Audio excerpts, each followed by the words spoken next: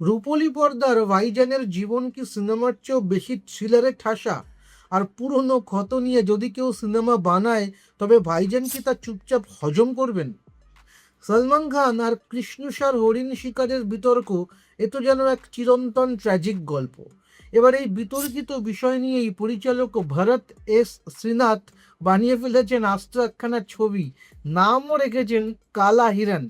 প্রযোজকের দাবি, 1998 সালে সেই কৃষ্ণসার শিকার এবং লরেন্স বিষ্ণুইর সঙ্গে সলমানের যে আদায় কাঁচকলায় শত্রুতা, সেটাই নাকি পুরো ফুটিয়ে তোলা হয়েছে এই রহস্য রোমাঞ্চ ছবিতে।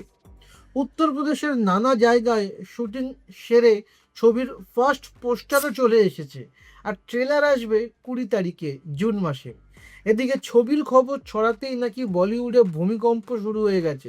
শোনা যাচ্ছে সলমানের টিম থেকে নাকি ছবি মুক্তি না দেওয়ার জন্য অনবরত চাপ আর হুমকি দেওয়া হচ্ছে। এখন দেখার বিষয়, ভাইজানের ধমকানিতে এই কালা হিরণ শেষ পর্যন্ত খাঁচাবন্দি রয়ে যায়, নাকি সিনেমা হলে রিলিজ পায়।